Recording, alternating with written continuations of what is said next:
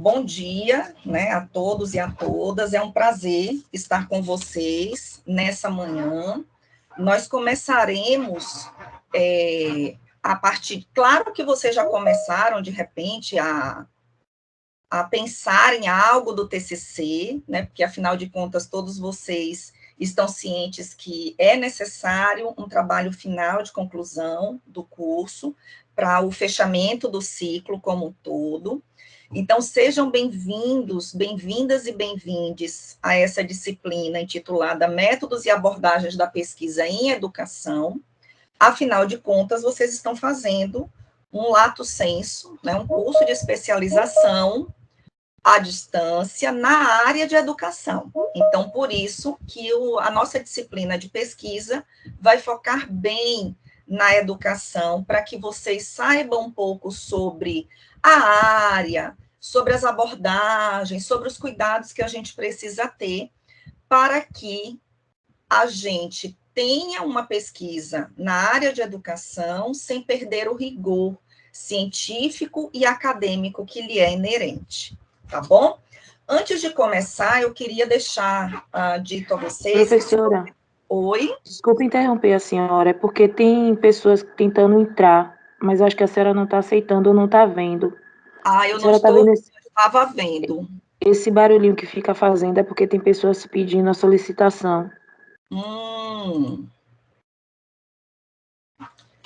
Interessante que eu estou aqui clicando e ele não está me mostrando as pessoas que estão querendo entrar. Tem 4 pessoas esperando. Marcelo, Jackson e Davis. Deixa eu ver se eu consigo aqui pelo outro. Eu acho que eu estou conseguindo deixar eles entrarem. Ai, que bom. Se você está conseguindo, eu te agradeço. É porque eu trabalho com essa plataforma Pro, então eu já conheço um pouquinho ela. Acho que eu consegui. Conseguiu. Porque eu estava clicando em cima e justamente não estava aparecendo. Para eles entrarem, né? Para eles entrarem. Já coloquei já. Muito obrigada. Nada. Pronto. Então, vamos lá, gente. Nesse sentido, né, nós vamos começar discutindo um pouquinho com vocês sobre pesquisa qualitativa e pesquisa quantitativa. À medida que eu for trazendo para vocês algumas colocações, alguns dados, vocês podem interromper, pedir para falar, tirar as dúvidas, tudo bem? Não tem problema nenhum em fazerem isso.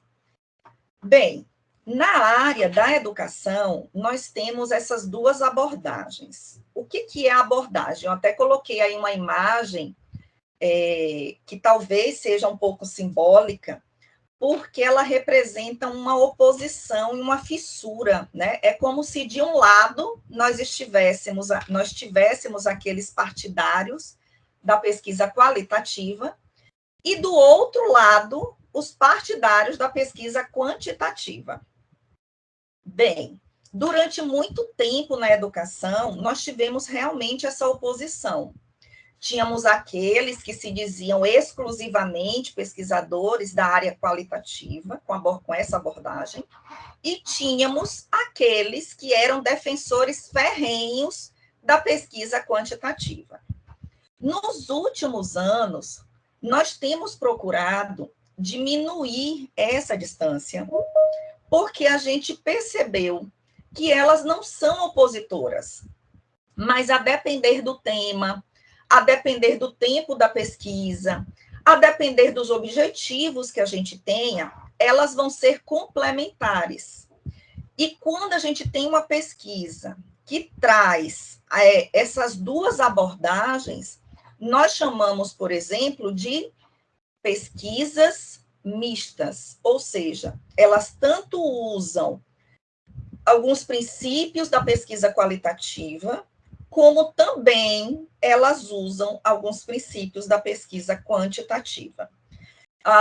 Tem um professor que eu acho que vocês conhecem, professor Eniel, né?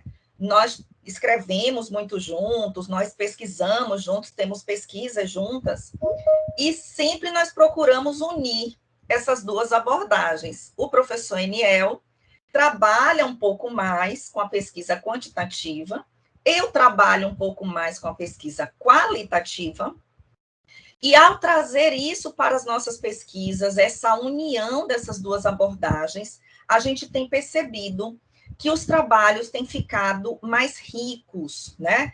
Mais ricos na análise, na coleta de dados, no levantamento de dados, enfim, para que a gente possa alcançar os objetivos propostos, tá?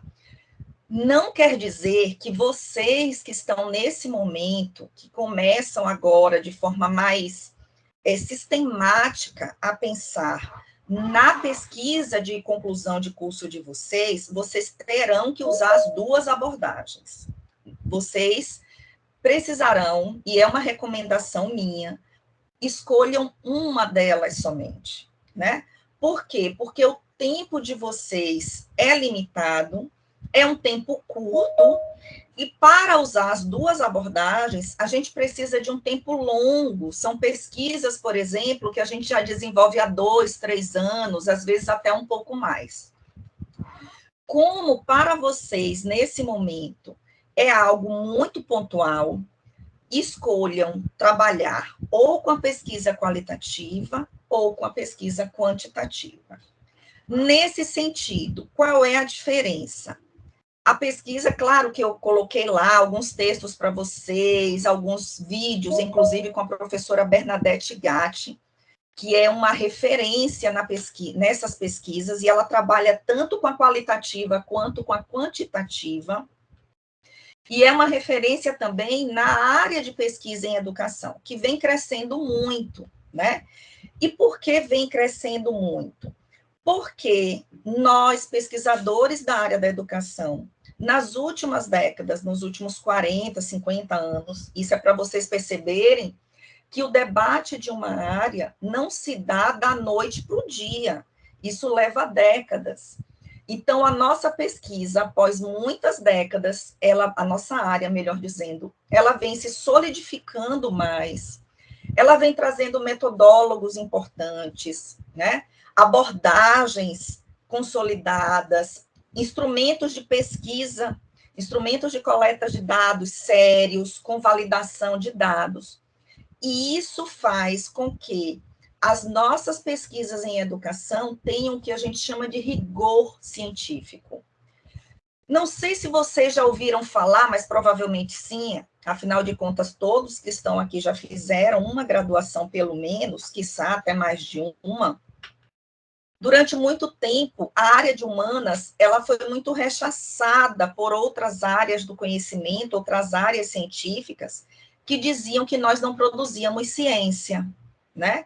Então, levou muito tempo para a gente desconstruir essa ideia de que ciência era algo extremamente objetivo, certeiro, né? Com a chamada verdade absoluta.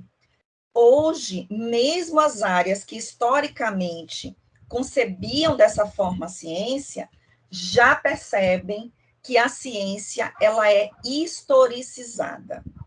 Então, as produções na área de educação, elas são datadas, elas são referentes a um momento histórico, a um momento político, né? E que, com certeza, esse momento se modificando, a sociedade mudando, a mentalidade das pessoas se modificando também, se transformando, as pesquisas em educação, elas também vão ser modificadas. Então, um exemplo, se eu vou estudar, né, se eu estivesse lá na década de 1990, final de 90, início dos anos 2000, quando a LDB ela foi implantada, né, ela foi aprovada e passou a valer em todo o território nacional, a nossa Lei de Diretrizes e Bases da Educação Nacional, com certeza eu teria um tipo de dado, um tipo de análise. Passados esses 25 anos, né, aproximadamente, dessa lei, da aprovação dessa lei, e com tantas outras legislações que vieram após ela, para complementar ou alterar artigos dela, se hoje eu vou fazer uma outra pesquisa sobre a LDB, outros dados surgirão, que poderão ser totalmente diferentes daqueles de uma pesquisa feita sobre a LDB no início dos anos 2000. Ah, Tatiana, então aquela lá não é válida, era mentira. Não, ela foi válida até o momento em que, ou ela é válida até o momento em que uma outra pesquisa, com novos dados que comprovem ou refutem a pesquisa anterior, seja desenvolvida. E aí passa-se a valer as novas pesquisas. E a gente tem isso não só na área de educação, mas em todas as áreas do conhecimento. Né? Quem da gente não cresceu durante muito tempo dizendo que a gente não podia comer muito ovo, porque o ovo era fonte de colesterol e aumentava o colesterol. Inclusive, teve uma época, se não me falha a memória, éramos limitados pelos médicos a comer um por dia, e olhe lá, e de preferência não todos os dias, né? Hoje, nós já sabemos os benefícios do ovo, quiçá os próprios atletas que comem bandejas e bandejas de ovos todos os dias. Então, aquelas pesquisas eram mentiras? Não. Elas foram dados levantados para aquele período, para aquele contexto, com o desenvolvimento tecnológico da época, e que com o avanço da tecnologia, as mudanças sociais, as transformações de mentalidade, novas pesquisas surgindo, novos dados vão surgindo e nos trazendo outras perspectivas, né, sociais, políticas, antropológicas e assim por diante, tá?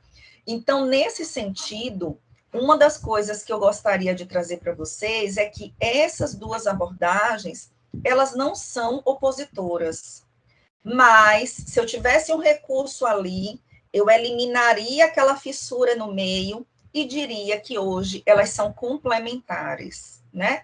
Elas, se nós soubermos como fazer, elas trabalhando juntas, nós trazendo, a gente trazendo as duas abordagens para as nossas pesquisas, tende a enriquecer muito. Na abordagem qualitativa, nós temos, via de regra, um número menor de participantes na pesquisa, e com isso a gente consegue um aprofundamento maior naquele tema, né, no que a gente quer pesquisar.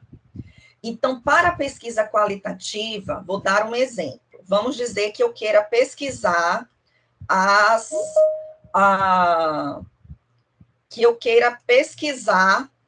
uma escola, tá?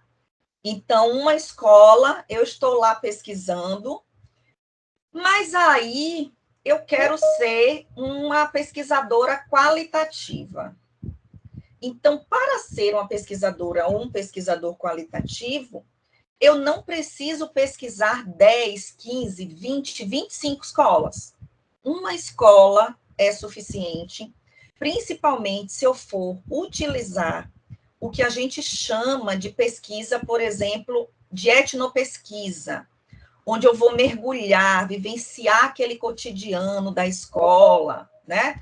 Por exemplo, adotar que eu quero compreender como ocorre a cultura escolar sobre a alfabetização naquela escola. Então, eu posso ficar 6 meses, 1 ano, pesquisando somente uma escola, né, trazer um estudo de caso a partir daquela escola e ter uma dissertação, uma tese, vários artigos, enfim, um TCC de especialização e por aí vai. Na pesquisa quantitativa, eu tenho uma capilaridade maior. Então, ela me permite, né, eu abranger um número maior de participantes ou de sujeitos da pesquisa, mas, ao mesmo tempo, nem sempre eu consigo, ou quase nunca eu consigo, um aprofundamento tão grande. Exemplo, Normalmente, nas pesquisas qualitativas, a gente usa técnicas como entrevista, grupo focal, rodas de conversa, onde, se eu tiver qualquer dúvida, né, sobre o que o meu informante de pesquisa está falando, eu posso perguntar para ele imediatamente, e ele vai aprofundar, e eu posso ir instigando para que ele se aprofunde mais ainda, e eu, com isso, vai extraindo mais dados.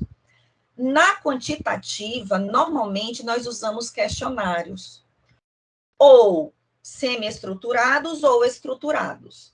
Os estruturados são aqueles questionários fechados, onde eu tenho opções, eu vou marcar uma delas, onde eu vou utilizar alguma escala de valoração para ir, por exemplo, aqueles questionários que a gente às vezes responde de menos satisfeito até mais satisfeito, né? São tipos de perguntas que também entrariam no questionário estruturado.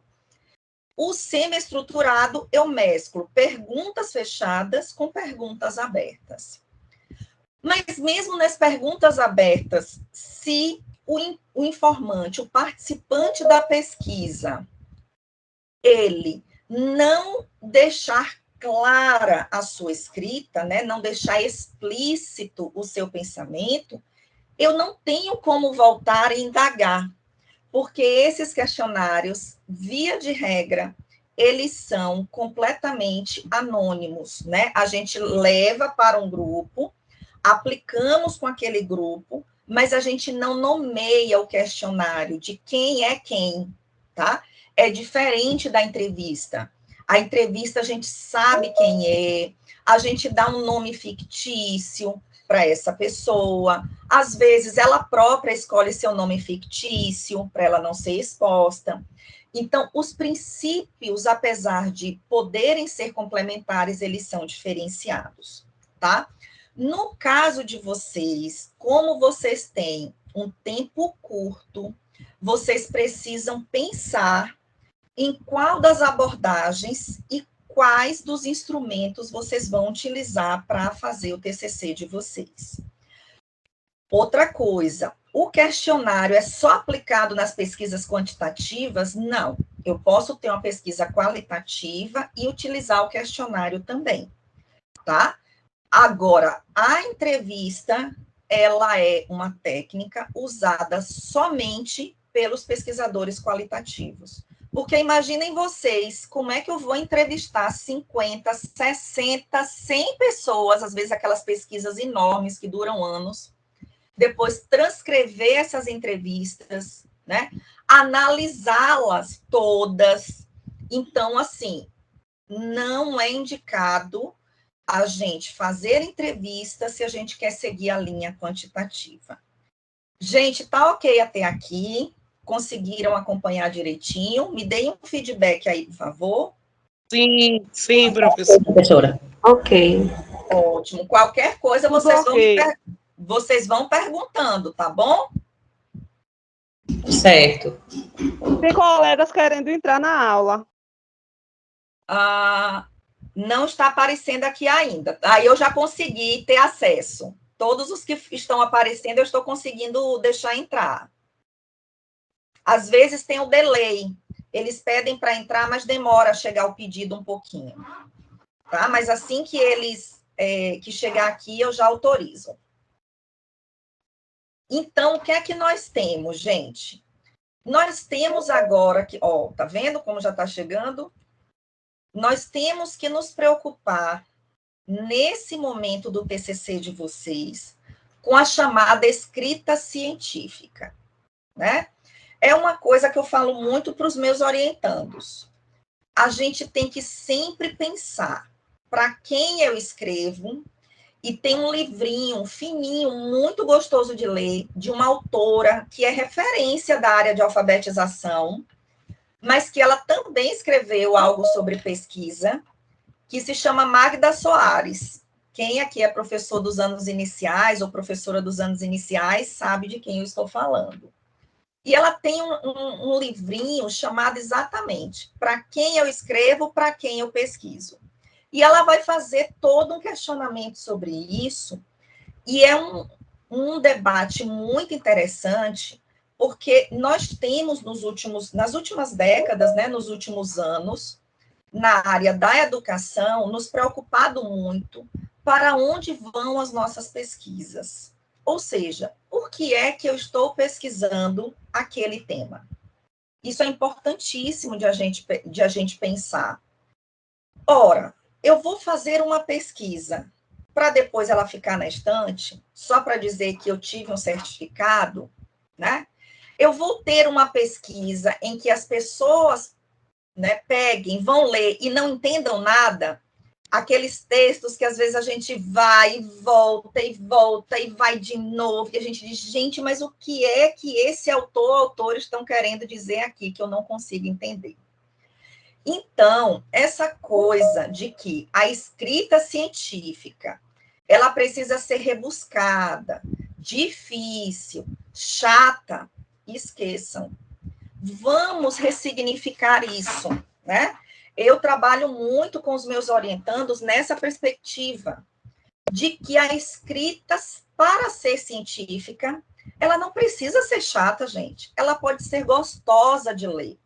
Aquele texto que a gente pega e a gente começa a ler e não quer mais parar e começa a falar com o texto. Olha, eu concordo com isso. Gente, mas é assim mesmo que acontece. Olha que legal, eu posso levar isso para a minha escola, eu posso levar isso para a minha sala de aula, eu posso levar isso lá para o ambiente onde eu trabalho, não necessariamente uma sala de aula, né? Porque eu posso atuar no espaço não escolar, por exemplo, ou até em gestão, ou até em orientação escolar.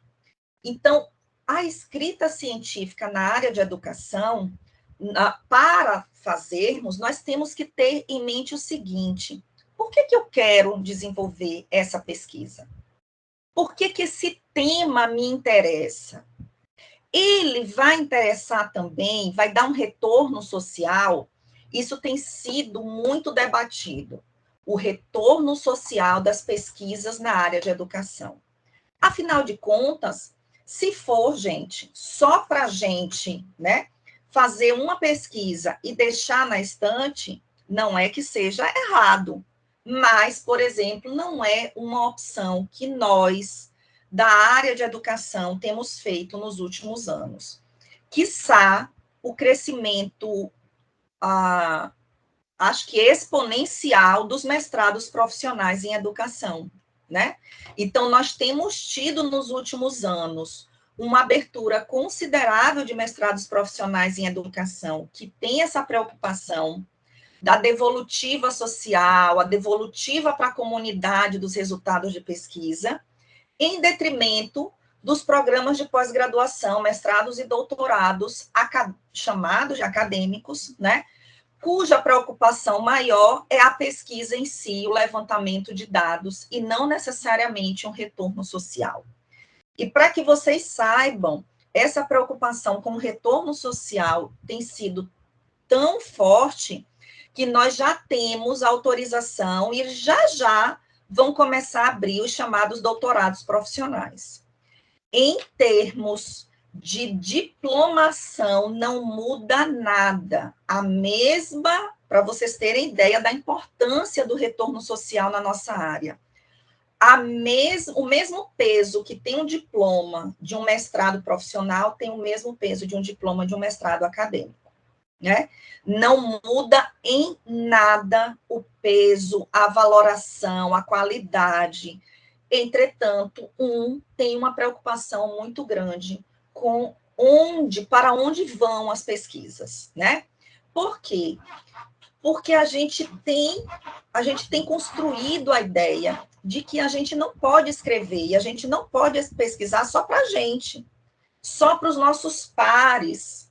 Ou seja, olha, essa minha pesquisa é só para professor, essa minha pesquisa é só para quem pesquisa esse assunto. Não. A minha pesquisa, a minha escrita, ela precisa estar dentro de um caminhar em que qualquer pessoa que queira saber um pouco mais sobre aquele tema possa pegar o meu trabalho, seja um artigo, seja uma monografia, seja uma apresentação artística, seja uma dissertação, uma tese, um objeto de aprendizagem, né? E ele diga, poxa, que legal, eu compreendi, isso aqui serve para o que eu estou precisando, né? Então, as pesquisas, elas precisam conter isso. No fundo, todas as pesquisas, independente de serem da área educacional ou não, elas têm o grande objetivo de trazer melhorias sociais, né? De fazer com que a sociedade avance, de fazer com que essa sociedade se ressignifique, cresça, melhore, né?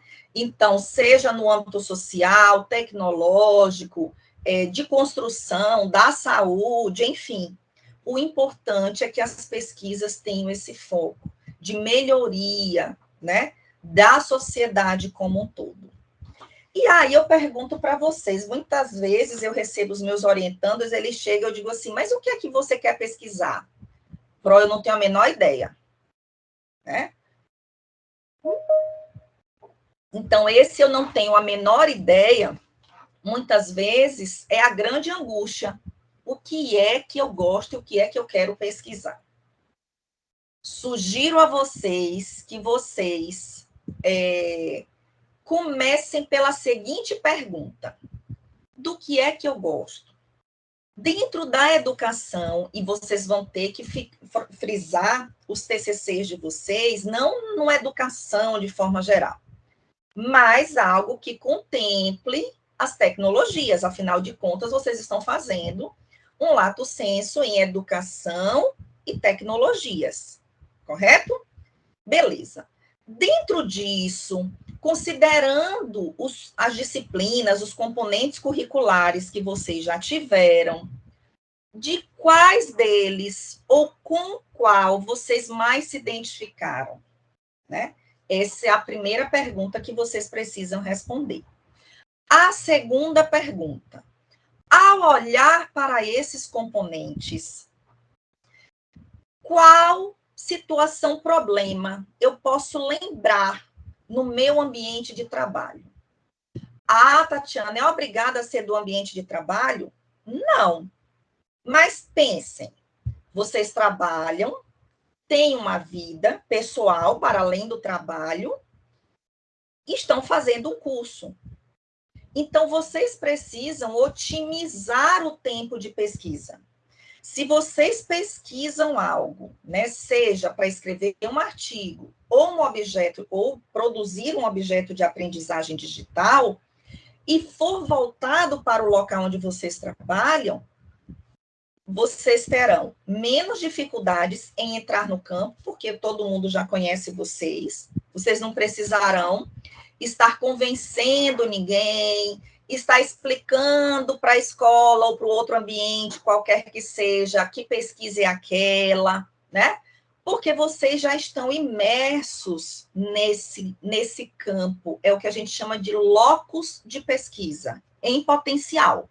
Ele vai se tornar, de fato, um locus de pesquisa no momento em que vocês escolherem pesquisar, de fato, aquele ambiente. Isso que eu estou falando para vocês se chama pesquisa implicada, tá? Então, na pesquisa implicada, significa que eu, pesquisador, tenho uma imersão no meu campo de pesquisa. Ele está muito próximo a mim. Ah, Tatiana, mas e essa questão da subjetividade? Fica como aí? Gente, a gente vai aprendendo a lidar entre o momento em que eu, né, pesquisadora, tenho que me posicionar para evitar com que o meu olhar de sujeito que está implicado com aquele tema se sobreponha. Isso é um exercício, não tem receita.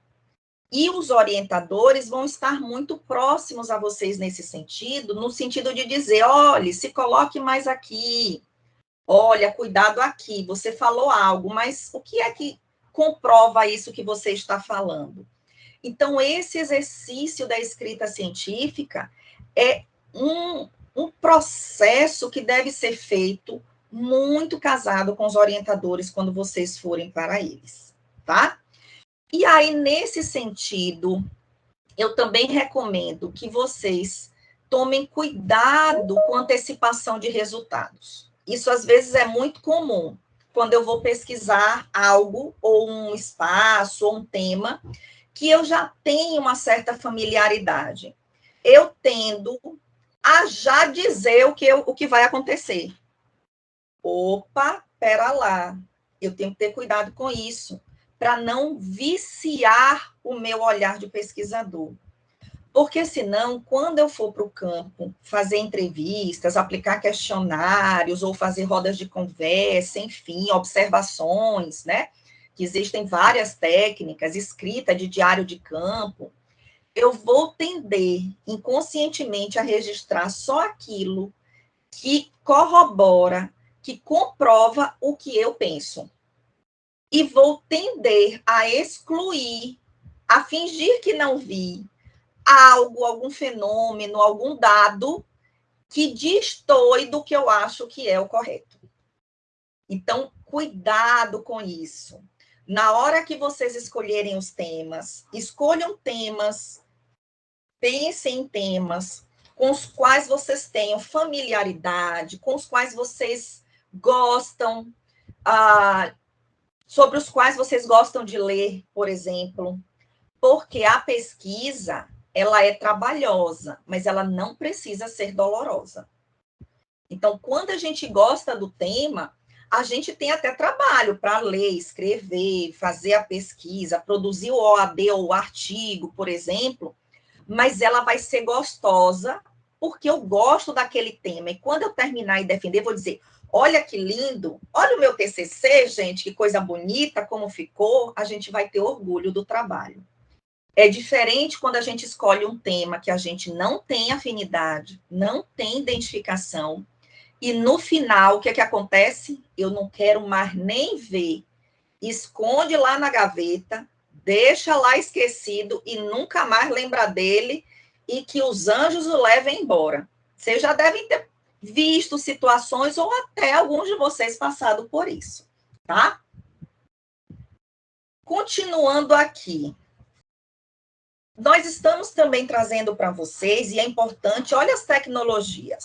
Na minha época, né, a gente, para fazer as referências, por exemplo, né, a gente escolhia o tema, escrevia, taranã, depois pegava um calhamaço desse tamanho, quando eu comecei a fazer pesquisa lá na década de 90, gente, escolhia um calhamaço desse tamanho, e ia, que era da BNT, né, aquela BNT que ainda existe até hoje, e aí, ó, eu ia na mão, olhando e fazendo manualmente a organização das referências. Olha o avanço da tecnologia. Hoje nós temos, né, foi criado pela Universidade Federal de Santa Catarina um projeto lá, alguns pesquisadores criaram o chamado MORE, Mecanismo Online para Referências. Então, o que é que ele traz para a gente? Ele simplesmente, a gente coloca os dados e ele monta a referência para a gente. A gente não precisa estar se preocupando, quando chegar nas referências, né, em estar lá vendo onde é que é ponto, onde é que é vírgula, qual é o elemento que vem primeiro, qual é o que vem em destaque, qual que não vem. Ele faz isso para a gente. E ele também é gratuito, tá? Então, quando chegar nesse período, vocês já... Gente, o que é isso? Tem um negócio entrando aqui no computador. Espera aí. Às vezes são as...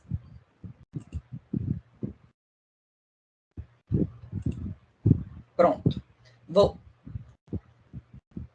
Voltei. Voltei, gente? Voltei? Sim, pronto.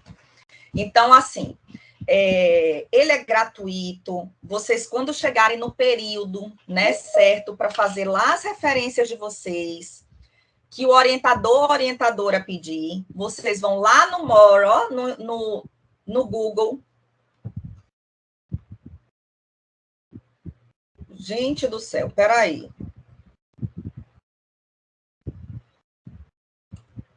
Pronto. Então, vocês vão lá no Google, colocam More A minha fala está cortando para todos ou só para Paulo Sérgio? Para mim tá tranquilo. Para mim tá ok. Bastante, aí saiu e veio de novo. Então, Paulo, deve ser uma coisa da sua rede, da sua internet. Tenta sair e entrar de novo. Isso, exatamente, Wellington. Então, vamos lá. Depois, Paulo, você pode pegar a aula novamente. Olha a importância da gravação da aula. E aí você assiste de novo, tá? Então, assim, ó. Vocês vão lá, procuram o More, né? E façam uso deles. Isso vai facilitar e muito a vida de vocês, tá? Nem todos conhecem ainda, por incrível que pareça. Então, ó, é algo que a gente está implantando, que a gente está recomendando para facilitar a nossa existência enquanto pesquisadores, não é? Porque é o que a gente busca. Eu vou colocar para vocês um tutorial rapidinho do More, de 5 minutos, só para vocês conhecerem melhor do que trata, tá certo? Aqui, ó. Vocês podem, em outros momentos, escolher o próprio YouTube. Vocês vão lá no YouTube, aí botam More, e vai sair vários tutoriaizinhos que vão ajudar muito vocês nesse processo da elaboração da escrita, das referências, melhor dizendo.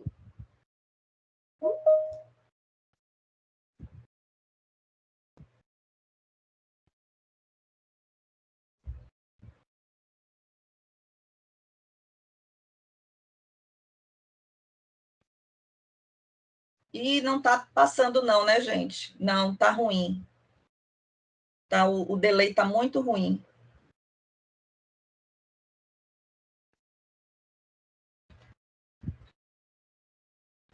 A senhora está com fone de ouvido, Pro? Eu tenho aqui, vocês acham melhor? Não, é porque se a senhora tivesse, por isso que às vezes dá essas interferências. Não estou não, eu já tirei justamente por isso. Mas eu vou fazer o seguinte, ó, eu vou deixar aqui no chat o link desse vídeo, e aí vocês depois olham lá no YouTube, porque ele é um tutorialzinho, é só para explicar para vocês mesmo o que é o More, né? Como é que ele se comporta, tá bom? Onde vocês podem encontrá-lo. Então, não é nada assim que vai fazer uma diferença enorme no nosso encontro de hoje, não vê-lo nesse momento, tá bom? Então, tá aí, ó, o link para vocês. Depois vocês dão uma olhadinha lá com calma, com tranquilidade. Vamos agora falar para vocês um pouco dos 2 tipos de TCCs que vocês podem fazer no curso. Então, no curso, vocês podem fazer um artigo científico ou podem também elaborar um objeto de aprendizagem digital, a chamada OAD. Nós vamos trabalhar primeiro um pouquinho, né? Falar um pouquinho do artigo científico e depois da OAD em si. Ô, Daniele, perfeito. Ó. O Mendeley também, verdade. Então, assim, o Mendeley eu tenho usado bem pouco, eu tenho usado bem mais o More. Eu acho o More, Dani, posso te chamar de Dani? Ele é mais autoinstrucional. Sabe como é? Ele, não sei se é porque eu já me acostumei, mas os meus orientandos todos, eles gostam muito do More, além do que é gratuito também, né? Então, a gente tem que fazer uso desses recursos de forma mais gratuita possível, porque ninguém dá conta de ficar pagando todas as plataformas digitais. Com certeza. E coisas que facilitam a nossa vida. Mas é outra indicação, gente, que vocês podem ter também aí de Daniele, ó, o Mendeley, tá? Tem o Mendeley e tem o EndNote, para quem gostar. E eles têm a plataforma também gratuita, mas eu particularmente fiquei muito curiosa, porque eu não conhecia o More. Estava dando uma olhada agora aqui. Pois é. Você vai ver que ele é bem legalzinho, assim. Então, assim, o artigo científico. Bem, por que eu trouxe essa imagem aí?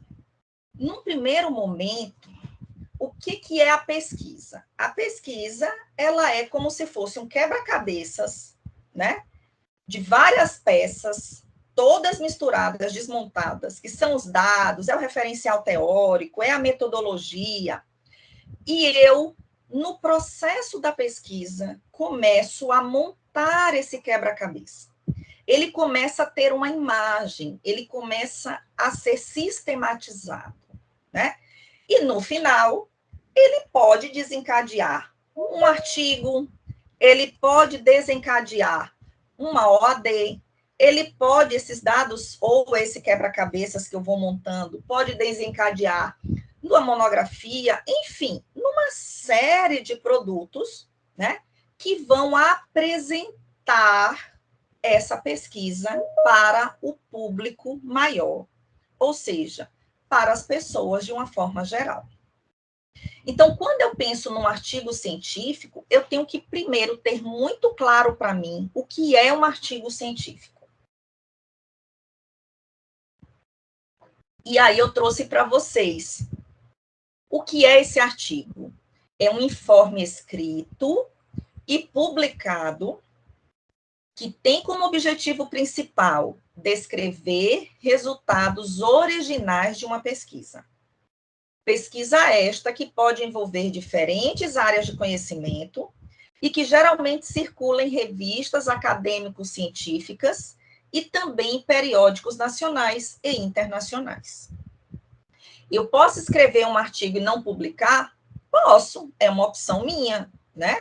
Mas, normalmente, quando a gente escreve um artigo, a nossa intenção é publicar, é socializar essa pesquisa.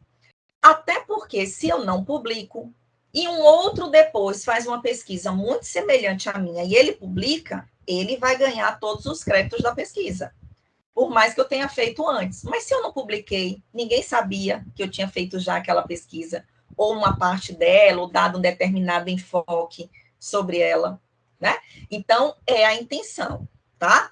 Mas, se vocês quiserem escrever um artigo como um TCC e depois não enviar para nenhuma revista, também não é obrigado. O programa não exige a publicação. Então, dentro disso, a gente tendo ciência do que é um artigo científico, eu tenho que ter alguns cuidados. Aí eu coloquei aí para vocês. Atenção. Primeiro cuidado.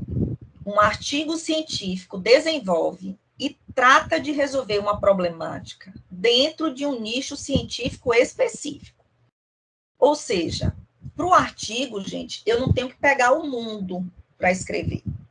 Eu vou pegar um tema, desse tema eu vou pegar uma partezinha dele, vou delimitar mais um pouquinho, daí eu vou pegar um enfoque. Porque o artigo ele tem limitações de espaço. Por exemplo, um artigo, ele não deve ultrapassar, Maria, eu te passo já já, ele não deve ultrapassar mais do que 15, 16 páginas. Isso já com tudo, com todos os elementos dele. Pode parecer muita coisa, mas quando a gente começa a escrever, quando a gente começa a colocar os dados, a organizar o artigo direitinho, muitas vezes essas 15 páginas é pouco. Maria, fale aí, você levantou a mão. Desculpa, professora, eu acabei clicando sem querer. Eu achei que você queria contribuir com dúvida. Alguma coisa. Tinha alguma dúvida? Não tenho dúvida, não. Eu fui clicar na parte da configuração e acabei clicando no botão errado, me desculpe. Nada, não imagina, não tem problema, não. Segundo ponto de atenção. Graciele? Oi, professor, uma dúvida. Diga. Nesse artigo, eu optando por uma pesquisa quantitativa, os dados obtidos, a forma que eu tenho que expor esses dados, eles têm que ser escritos ou nessas 15, 16 laudas vai conter gráficos, pode conter as figuras para mostrar o resultado, porque às vezes é muito bom, né, a figura e a explicação. Sim, numa figura, Peraí que deu uma travada. Pronto. Numa pesquisa, Graciele, quantitativa, nessas 15, 16 páginas, é imprescindível você trazer gráficos, tabelas, percentuais, e tem que caber tudo nas 15, 16 páginas. Por isso que o recorte precisa ser muito bem feito, porque às vezes a gente está com tantos dados que a gente tem material para 2, 3 artigos. Mas aqui no curso vocês só precisam apresentar um, né? Então, façam um recorte, pensem num recorte, numa pequena parte de um tema maior, para que vocês possam explorar bem. Então, quem escolher a pesquisa quantitativa possa trazer os gráficos, possa trazer as tabelas, né? Os percentuais, que, como você diz, numa pesquisa quantitativa, isso enriquece muito. A gente está apresentando esses dados dessa forma, aliando a escrita, ao diálogo, né? As nossas inferências como pesquisadores, tá? Tranquilo? Ficou claro, Grace? Chegou direitinho? Sim, eu imaginava que tem algumas escritas, né, com as suas devidas regras, por exemplo, não é o caso aqui científico e nós estamos tratando uma ata de reunião, né, Sim. A gente não desenha nada, tem que ser tudo escrito, e geralmente eu vejo os artigos, eu não vejo muitos gráficos, figuras, e uma ideia errônea que eu tinha, mas foi esclarecido e obrigada. Nada, mas pode sim, pode trazer, deve, e inclusive tem um formato de apresentação específico sobre eles, né? Que quando a gente vai usar nos artigos, a gente usa, que eles tem que ter um título, tem que ter uma legenda dizendo quem foram feitos, a partir de quais dados, né? Se eles foram gráficos retirados de alguma outra pesquisa, se foram elaborados pelo próprio autor daquele artigo ou autora, tá? Simone. Pronto, Pro, é rapidinho, acho que é só para colaborar mesmo com a fala de vocês. Mas também a gente precisa levar em consideração a própria revista que a gente vai publicar, né? Porque às vezes isso que Grazi acabou de falar, que às vezes ela não vê os artigos, né, com gráfico e tal, muitas das vezes é a própria revista que não permite. Na minha graduação mesmo, quando eu publiquei, né, tinha limite para a quantidade de gráfico na revista, que eu iria colocar. Então, alguns gráficos que estavam na minha escrita, eu não pude colocar, eu tive que colocar os mais importantes, ou enxugar, né, a maioria dos dados, por conta justamente dessa quantidade de lauda que a gente tem. Exatamente. Esse é um fator limitante no artigo, né? Porque eu tenho um número de laudas, obviamente que, assim, nesse momento, quem optar por um artigo, não necessariamente já precisa escrever pensando numa revista X. Se pudesse, já tiver experiência, ótimo, melhor ainda. Vai acordar isso com o orientador ou com a orientadora, né? E já escrever dentro das normas daquela revista para o qual vocês pretendem submeter. Mas, para quem não tem ainda uma experiência na elaboração de artigo, pode escrever o artigo, né, dentro do que a gente chama de um template mais geral, que é uma média do que todas as revistas pedem normalmente, e depois, com calma, com o orientador, vai procurar, né, se assim desejar, um periódico, uma revista para publicar, e aí, talvez o artigo precise de alguns pequenos ajustes. Normalmente não são grandes ajustes, porque a gente já vai trabalhando com vocês, isso enquanto orientadores, dentro de um template mais amplo, né, que faz com que a base seja a mesma para todas as revistas, né? O que vai alterar é o que Simone, não foi Simone, não foi, Simone? Você que falou agora? Isso, Pro. Então, o que Simone acabou de falar, algumas revistas aceitam mais gráficos, outras aceitam menos, né? Outras primam mais por trabalhos que tenham narrativas de entrevistas. Então, aí também resta a gente a procurar as revistas acadêmicas onde o nosso trabalho melhor se encaixa. E hoje a gente tem um sem número de periódicos. Agora, já dando um start para vocês que pensam aí no mestrado, né? Pensam na continuação dos estudos. procurem, né, se vocês escolherem um artigo, procurem periódicos que tenham qualis B2 para cima, porque isso conta muito na análise de currículo quando vocês vão fazer seleções para os diversos mestrados que existem, tá? Então, não adianta, de repente, vocês terem um esforço hercúleo, fazer uma pesquisa, escrever um artigo, ele saiu lindo, recomendação de publicação, aí eu vou publicar lá no periódico que não tem nem qualis. Na hora da minha seleção, eu vou lá, me joguei, cheguei até a reta final na seleção do mestrado.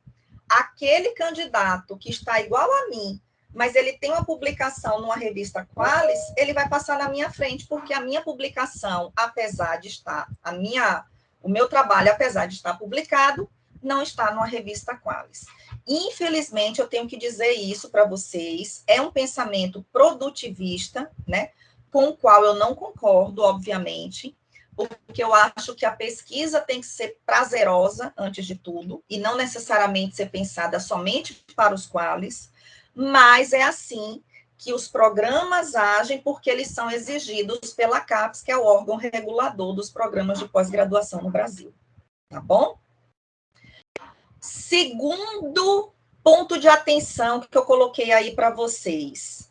Não basta simplesmente redigir esse tipo de produção, mas sim buscar sua publicação, aquilo que eu acabei de falar, como meio de difundir o conhecimento e expandir uma problematização levantada pela pesquisa. Isso eu acabei de dialogar com vocês aqui. Geralmente, trata de resultados de pesquisa que são originais. Isso quer dizer que é necessário respeitar a autoria de pesquisas similares e citar devidamente. Nunca se deve plagiar, botem isso em caixa alta. Ou seja, fazer menções ou cópias de textos de forma indevida, sem mencionar a autoria ou os autores, né? De nada, Janilson, de nada, Sidmar, né? Isso é um pouquinho da experiência que a gente tem, e aí eu sempre gosto de compartilhar com vocês, né? Porque a especialização, ela não deve ser também um curso que finda em si. A gente pensa em vocês que estão na especialização, na continuidade dos estudos de vocês, em recebê-los no mestrado, no doutorado depois, tá bom? Então, gente, plágio é algo muito sério, né? Mas eu não consigo escrever bonito daquele jeito. Eu escrevi bem parecido. Cuidado, né? Às vezes é mais importante, ou seja, é muito pertinente a gente trazer uma transcrição direta, citando devidamente. Óbvio que eu não vou trazer uma transcrição em cima de uma transcrição direta, senão vai ficar um fichamento de transcrição e não um artigo, né? Do que eu simplesmente botar algo lá que, quando nós somos mais experientes e a gente conhece os autores, ou até a gente vê a diferença de escrita, a gente diz, essa escrita aqui está muito parecida com a original. Aí a gente vai buscar e realmente está quase a mesma coisa. Isso também é um plágio, indireto, mas é, tá? Então, tenham muito cuidado com as escritas, com as citações, com as autorias. Isso vale tanto para o artigo como para os objetos de aprendizagem digitais, porque vocês têm que fazer um relatório, quem escolher fazer sobre a OAD.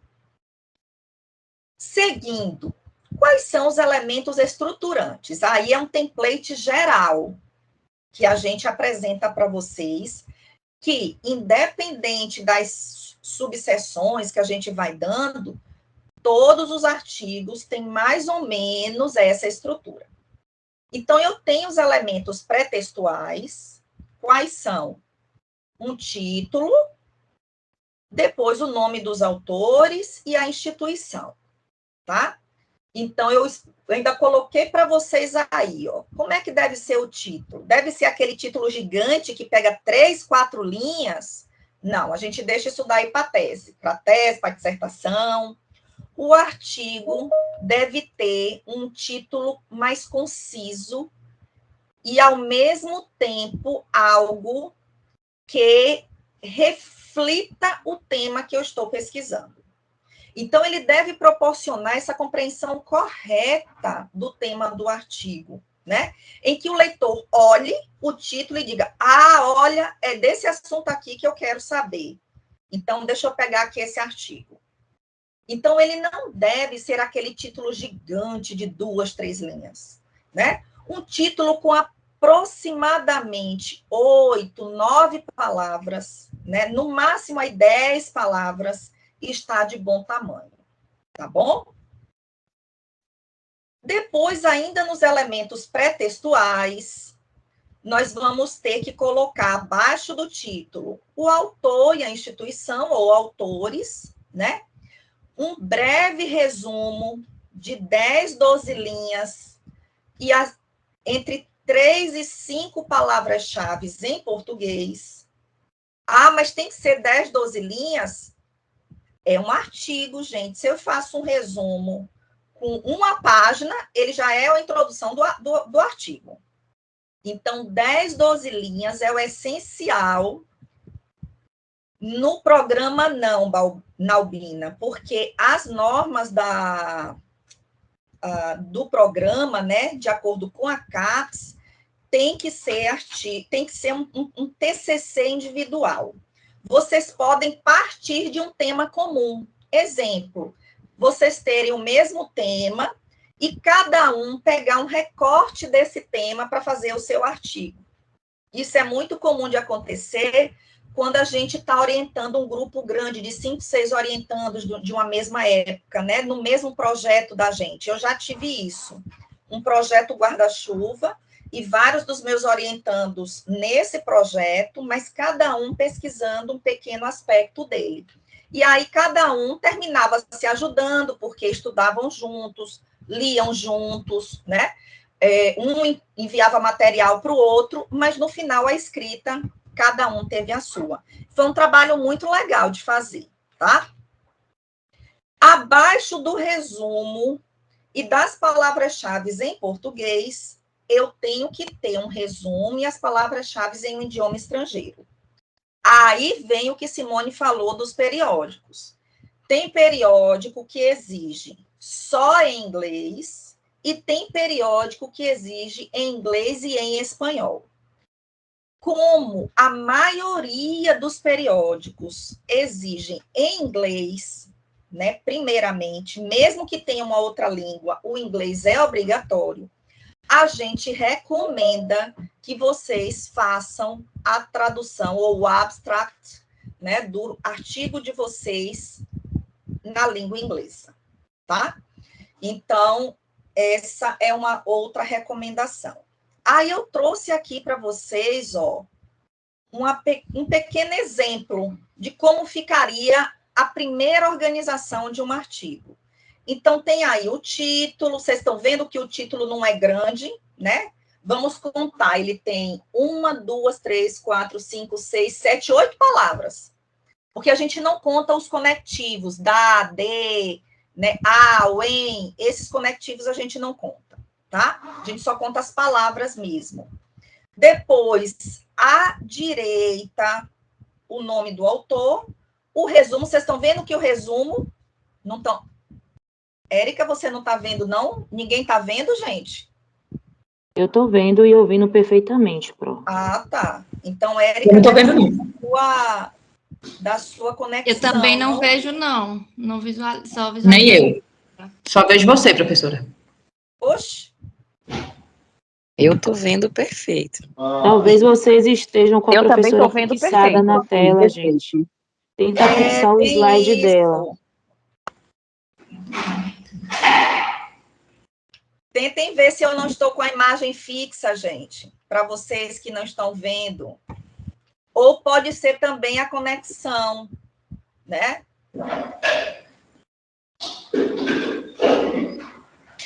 Confiram esses 3 pontinhos que fica no quadro, eu acho que está fixado realmente, como a colega falou para eles.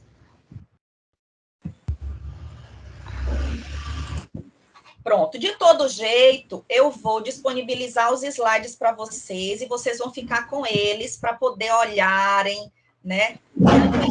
Tá bom? Então, ó, aí vocês têm abaixo as palavras-chave, vocês estão vendo que é um resumo curtinho, não é nada extenso, né? E as palavras-chave têm que ser no mínimo 3 e no máximo 5. Isso é obrigatório, é norma da ABNT. A ABNT, ela tem uma norma específica só para artigo científico. E as palavras-chave precisam ser separadas por ponto, tá bom?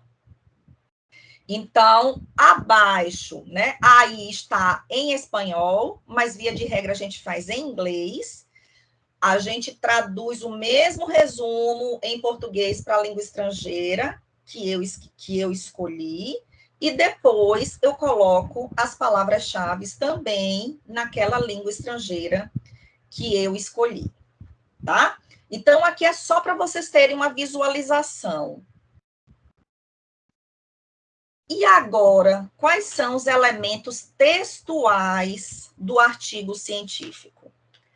Aí nós temos uma introdução, que é um texto breve, apresentando um pouco o tema, a situação problema a ser estudada, né? Os objetivos da pesquisa e a pergunta que norteou a minha pesquisa, que eu chamo de problema de pesquisa. Isso é outra questão que eu gostaria de deixar como ponto de atenção para vocês. Nas pesquisas em educação, nos últimos anos, nós não temos trabalhado com hipóteses, principalmente quem trabalha com pesquisa qualitativa.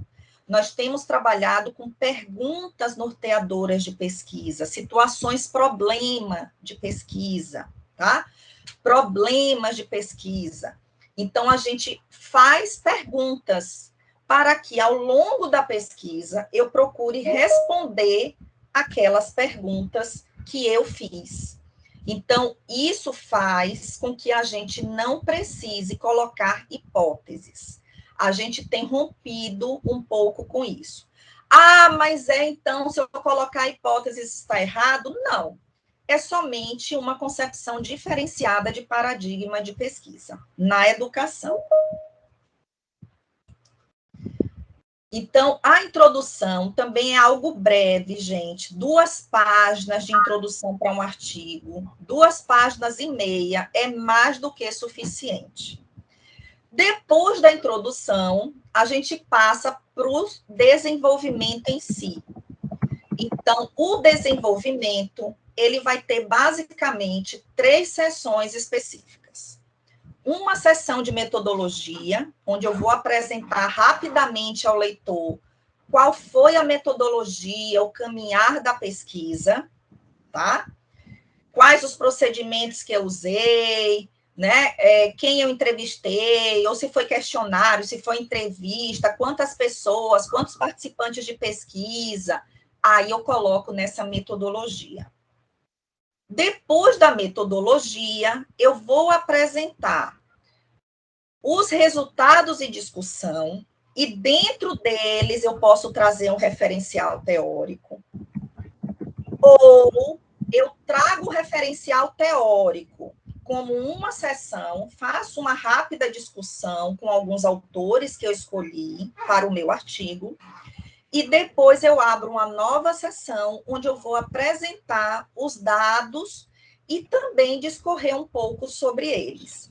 Aquilo que Simone falou, pode colocar gráficos, pode colocar só as narrativas, pode colocar tabelas, aí vocês vão escolher de acordo com os orientadores de vocês. Feito isso, eu venho para as considerações finais, né? Onde eu vou retomar aqueles objetivos lá do início e trazê-los para responder, né? Chegando a algumas conclusões no final do artigo. Mirelton. Bom dia. Bom dia. A minha dúvida é referente à metodologia. Sim. Geralmente, alguns artigos, eles apresentamos a metodologia na introdução.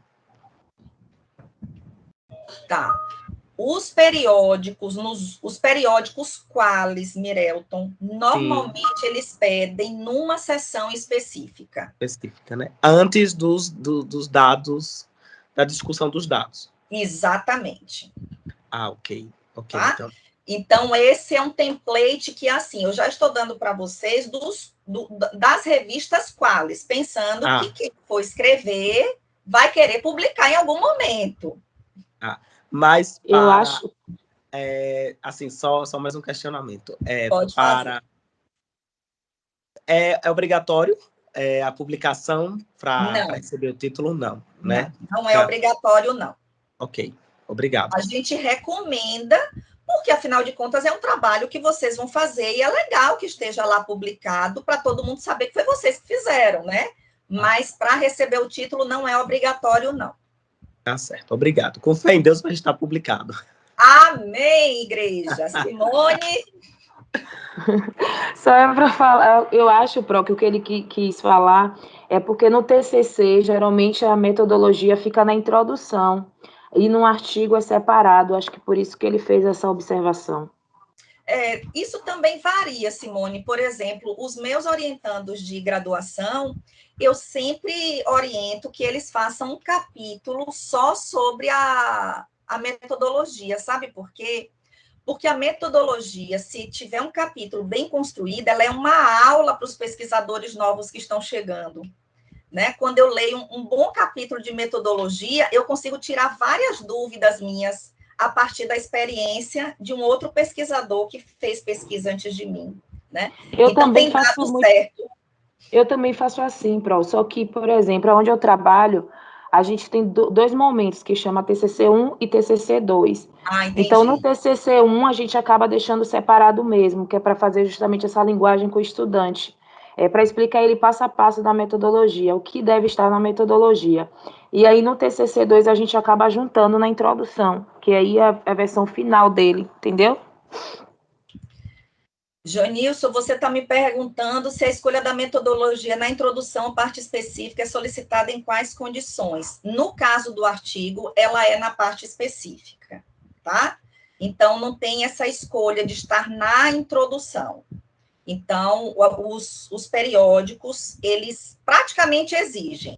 Quando não vem, né, eles sempre pedem que a gente coloque que a gente ajuste o artigo, né, para colocar como parte específica, tá? Então, assim, às vezes tem aqueles periódicos que não tem quali, Joanilson, e aí a gente termina não tendo regras muito rígidas, né? Mas quando a gente pega os periódicos com qualis, todos eles seguem esse mesmo padrão. Não, Daniel, ainda não, né? A gente vai fazer justamente com vocês o trabalho agora, de vocês escolherem os temas de vocês, escolherem se querem fazer artigo ou OAD, para que no final do semestre a equipe gestora do programa comece a contactar orientadores e já encaminhar os textos de vocês para prováveis orientadores, para não ficar em cima da hora. Por isso que essa disciplina está sendo ofertada logo agora no início do módulo. Entendeu? Ok? Vamos agora para a gente encerrar. A gente já está quase terminando o nosso tempo, né? Então, como finalização, nós vamos ter os elementos pós-textuais, que nada mais são do que as referências bibliográficas, os referenciais bibliográficos, né? Outra coisa, no artigo, vocês só vão citar na lista de referências os textos e autores que vocês usaram, citaram textualmente naquele artigo, né?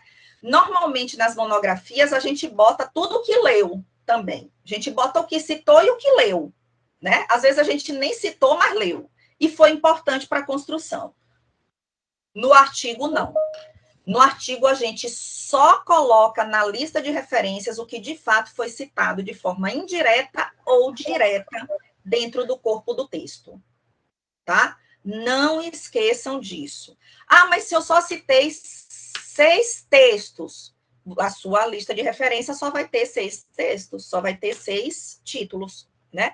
Se eu citei 5, 8, só vão ter 5 ou só vão ter 8.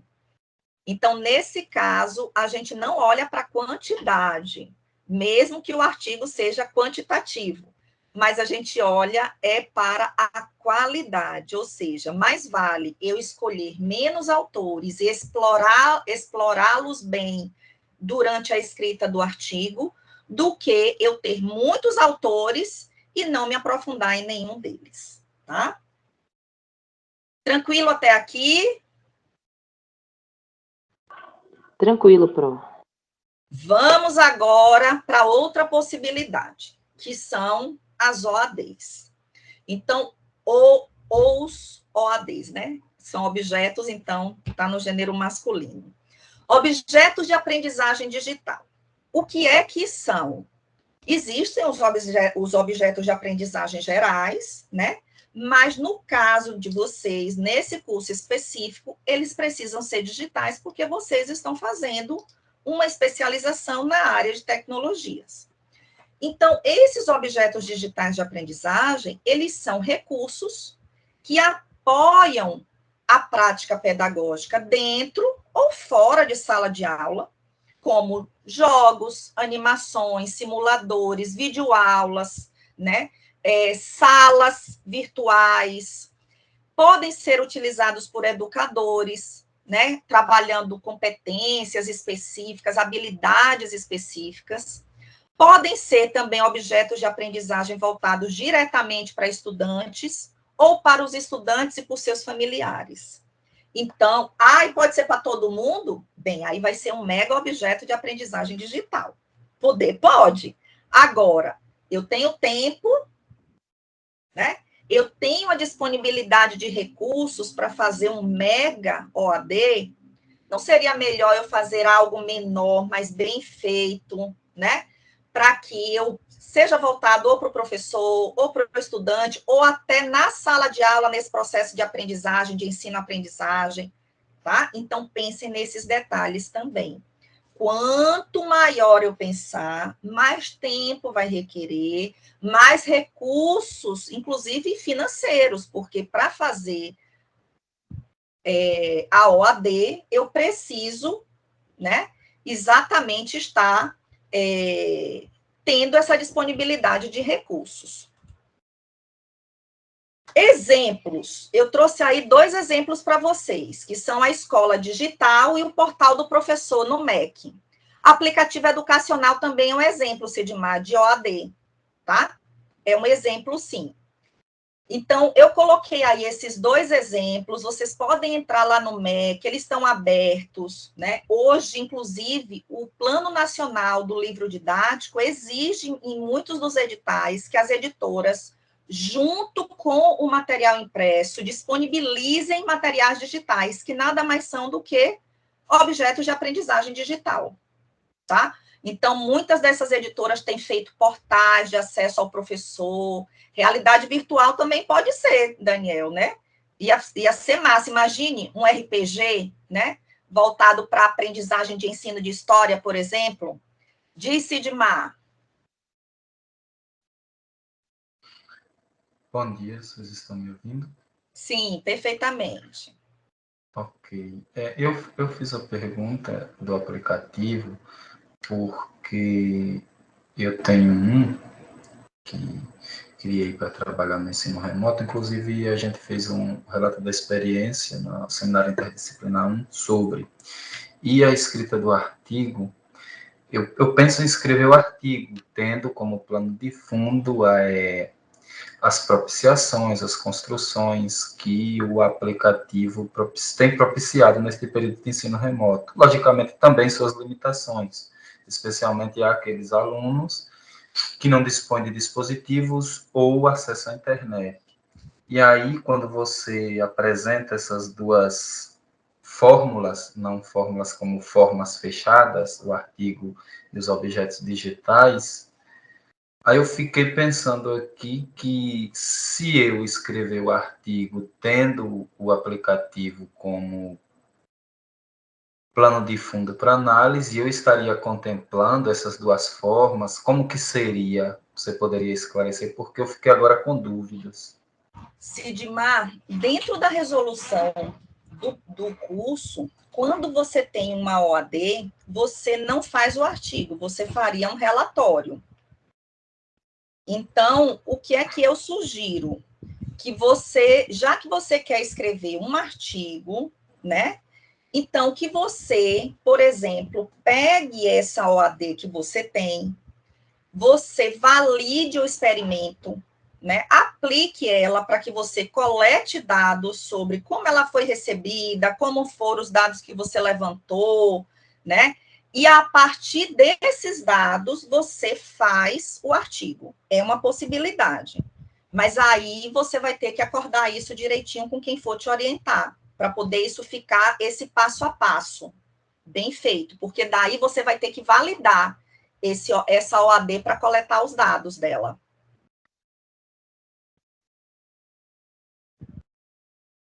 Jackson? Bom dia, professora. Bom dia, colegas. A pergunta que eu vou fazer um pouco na linha do que o colega aí acabou de falar, porque no ano passado, quando a gente estava no último componente, no componente do último antes de dar o recesso, o professor anterior, ele disse que a gente poderia iniciar começar a desenvolver um objeto, né, de estudo dentro de uma plataforma para um curso, desenvolver um AVA, né, e deu todo um esquema aonde ele já era um ponto de escrita para um artigo. E aí, com toda essa fala da senhora desde o começo, ficou meio parecendo que foi algo que ficou lá, e aí você vai precisar iniciar uma outra perspectiva de estudo, de escrita, sendo que eu não sei quanto aos outros colegas, mas, assim, de minha parte, por exemplo, a gente já tem algo iniciado, já pronto, né, ou seja, iniciado para desenvolver e finalizar como um artigo. E aí eu não sei se vocês conversam entre si, né, se há uma reunião e tal, do que se é passado, mas isso ficou evidenciado em várias aulas, em várias reuniões, que seria casado, né, ou seja, a gente iniciaria ali o desenvolvimento dessa escrita, e que seria aproveitado nos outros componentes até o TCC, e aí ficou meio confuso para mim. Não, Paulo, não, foi Paulo ou foi Jackson que falou agora? Foi Jackson, né? Isso. Eu estou ciente dessa sala, mas, assim, não é obrigatório, entende? Quem quiser continuar, fazer seu TCC na forma de um artigo ou escrevendo um relatório a partir daquele trabalho, daquela sala que vocês iniciaram no semestre passado, vai poder. Mas, por exemplo, a gente tem aqui que Daniel disse que quer aproveitar um capítulo da dissertação dele para fazer um artigo. A gente vai dizer que não pode? Entenderam? Então, tem situações e situações.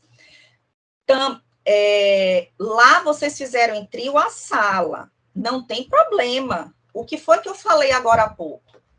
O guarda-chuva pode ser o mesmo. Qual vai ser o guarda-chuva de vocês? Aquela sala lá que vocês iniciaram, né?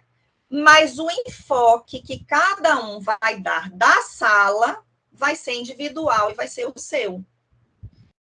Então, por exemplo, eu posso estar trazendo a mesma sala, vocês arrumaram a sala juntos, etc., mas um focar na avaliação, o outro focar nos recursos didáticos, o outro focar no processo de ensino-aprendizagem, né? E metodologias ativas que a sala de vocês está recomendando.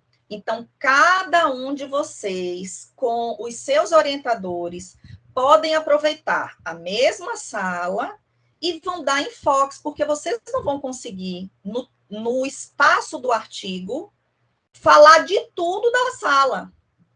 Entenderam? Não, então, não dá conta. Então, uma coisa não vai excluir a outra. Eu entendi, Pro. É porque lá naquele seminário temático no outro semestre, foi dito que a gente poderia continuar com a pesquisa em dupla ou em trio, entendeu? Então, é uma informação nova de que a gente não pode mais.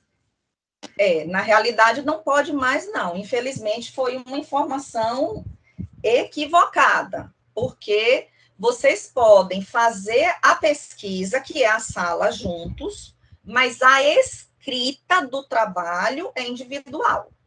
Então, são duas etapas distintas. Eu tenho, por exemplo, meus grupos de orientandos, que 3 ou 4 deles agora estão pesquisando o mesmo tema, que são o período de aulas dos recursos, nesse período de aulas remotas, né? Como foram as aulas no período da pandemia. Mas cada um deles está dando um enfoque diferenciado. E tem momentos que eles pesquisam juntos, porque o tema maior, o tema guarda-chuva é o mesmo, tá?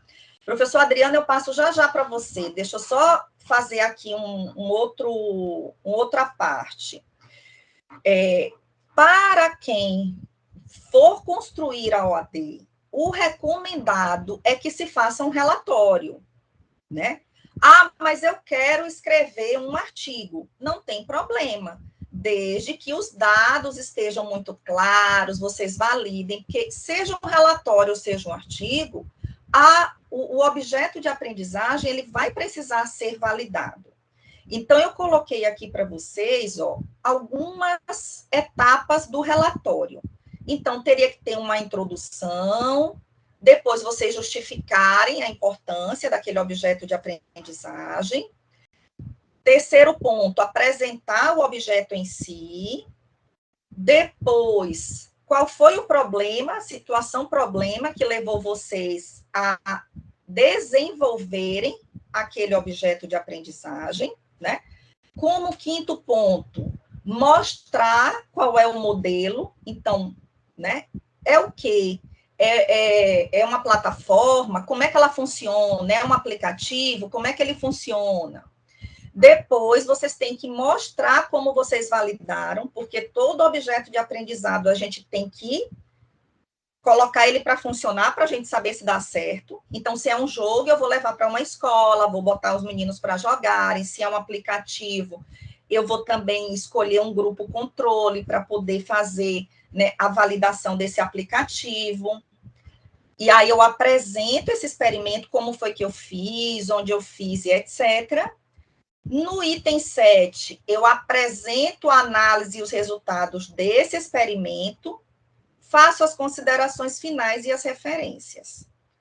Se vocês observarem, o relatório, ele é mais extenso um pouco do que o artigo, mas não impede que vocês peguem o objeto de aprendizagem, desenvolvam e depois, ou no caso de alguns de vocês que já estão dizendo aqui que já tem, né, que vocês tenham, vocês vão validar, recolher os dados do experimento e escrever o artigo com os orientadores de vocês, sob a orientação deles, tá?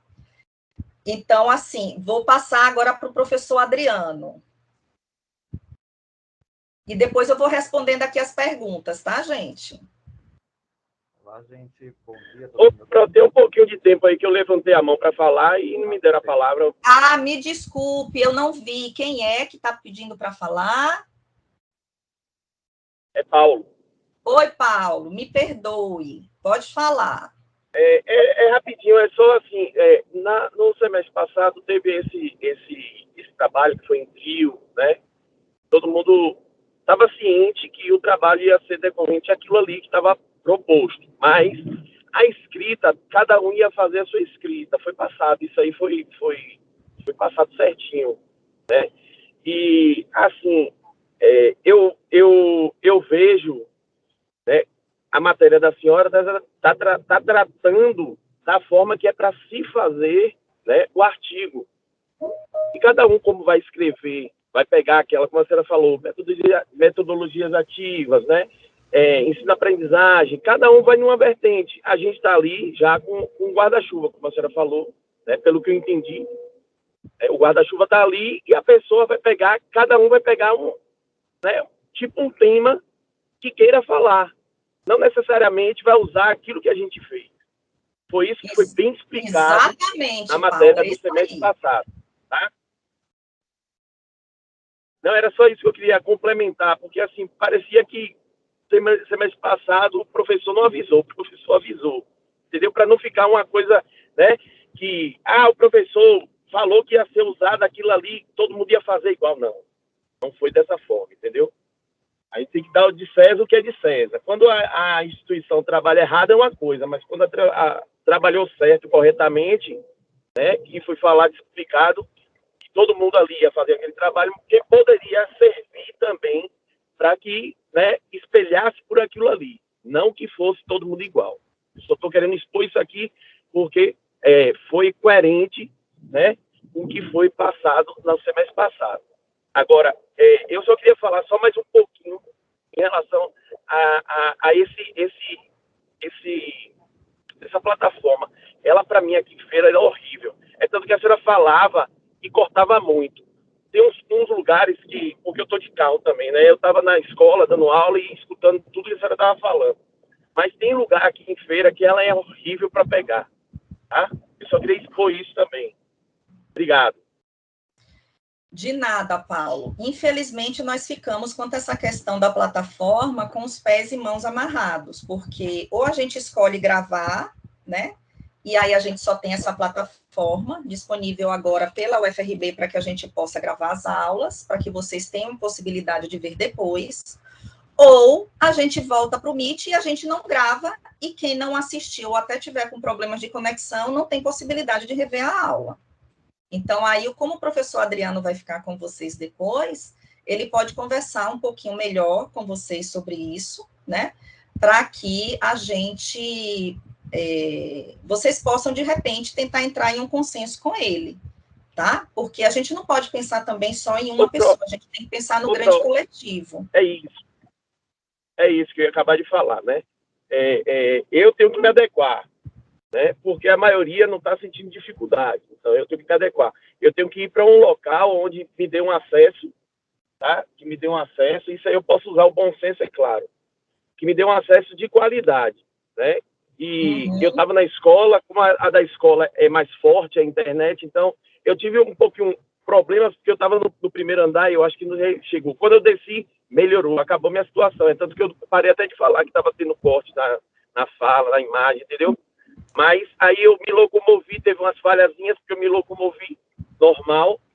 Aí eu vou chegar em casa agora e vou ver se vai melhorar mais ainda, tá?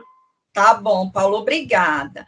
Antes da gente voltar para o professor Adriano, né, Ana Cristina e outros 3 também vão falar, Daniela, ela pergunta, ela diz que é mais uma curiosidade, que na atualidade se usa bastante o termo TDIC, né, Tecnologias Digitais de Comunicação.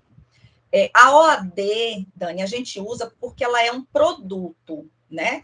Ela é algo oriundo das tecnologias. Então, as tecnologias envolvem um todo. Por exemplo, nesse momento, nós estamos usando tecnologias digitais de comunicação e informação por meio dessa aula síncrona, usando essa plataforma, né? Mas nós não temos aqui uma OAD. Agora, se dentro dessa aula eu trouxesse um aplicativo, por exemplo, fizesse um quiz com vocês, o quiz, ele é um objeto de aprendizagem, porque eu estou proporcionando, né, um estímulo à aprendizagem por meio de jogos, tá? Então, eles são diferentes nesse sentido. Deixa eu passar aqui, primeiro para o professor Adriano, e aí eu vou precisar daqui a 2 minutos, gente, sair, porque 10h30 eu tenho que estar com a outra turma, né, a outra leva de turma que chega, tá bom? Professor Adriano, você assume? Gente, se eu não conseguir finalizar, assim, não conseguir acompanhar os debates de vocês até o final, um abraço, nos veremos daqui a 15 dias. Semana que vem vocês estarão junto com os tutores de vocês, tá bom? E não se esqueçam de acompanhar direitinho os momentos assíncronos lá no AVA, tirarem as dúvidas com os tutores, para que a gente não acompanhe, ou para que a gente não acumule coisas. Tudo bem? Foi um prazer estar com vocês nessa manhã. Professor Adriano, por favor, pode assumir. Olá, gente. Bom dia, Tati. Bom dia, pessoal. Tudo bem com vocês? Todos me ouvem? Sim. Perfeito. Bom, eu vou assumir então aqui, né? Eu fiz questão de participar dessa primeira aula para dar as boas-vindas para vocês, para a gente começar o semestre, né? Que já é o último semestre, né? O curso é bem rápido, né? E a gente já vai caminhando para a reta final, né? Com essas últimas disciplinas, com esses últimos componentes. Além de dar as boas-vindas, né? Eu quero também me colocar à disposição aqui para a gente fazer um bate-papo, né? Um tira-dúvidas sobre os encaminhamentos do semestre passado, né? Os encaminhamentos que a gente vai dar daqui para frente, né? Para deliberar com vocês questões que tenham surgido entre os semestres, né? E também sobre o trabalho, que eu vi que já tem um debate aqui sobre o trabalho final, né? Eu vou começar retomando aqui pelas últimas perguntas que eu vi no chat, tá bom? E se eu deixar de falar alguma coisa sobre, né, por favor, sinalizem para mim. E se quiserem me interromper também, por favor, abram o microfone e peçam a palavra aí, ou questão de ordem, que a gente passa a voz também, tá bom, gente? Eu vi aqui a pergunta sobre o orientador, né, quem vai ser o orientador. Os orientadores dos TCCs, eles ainda serão contratados, né? Então, a gente vai ter que... a Andriele quer falar, né? Então, a gente vai ainda abrir edital, tá bom? A partir de maio, para que a gente receba esses orientadores. Nesse ínterim aí, né, entre esse momento de agora até a entrada do orientador e definição de orientando, né, vocês podem ir consultando, né, os tutores, né? Os tutores estão, assim, de alguma forma orientados sobre o trabalho final, tá bom? Então, e todos eles têm formação para lidar com a orientação, né, sobretudo com relação ao tema, né, que é tecnologias digitais, né, aplicadas à educação. Então, todos eles têm know-how para orientá-los previamente, né, não exatamente orientar, mas conduzir algumas dúvidas até a definição do orientador, tá bom? Ou até mesmo se quiserem recorrer a mim, eu estou à disposição, tá bom? Antes da Andriele falar, vou falar um pouquinho sobre o trabalho final, mas ainda sobre o trabalho final, sobre o que definimos no semestre passado, né, e o que está sendo falado agora, durante essa aula, né, sobre o formato, gente. Vou tentar desambiguizar algumas coisas aí em relação a isso. Por uma questão regimental da UFRB, tá, o TCC, tá, de cursos de pós-graduação tem de ser individual, né? Então, o regimento não permite um TCC, né, uma banca de trabalhos feitos em dupla ou em trio, tá bom? Nos seminários temáticos, e tanto na disciplina Cenários Virtuais, que eu dei junto com a Dilson, né, nós propusemos a montagem do cenário virtual, tá? E a redação, né, a escrita de um diário de bordo contando esse processo, né, de montar esse cenário virtual.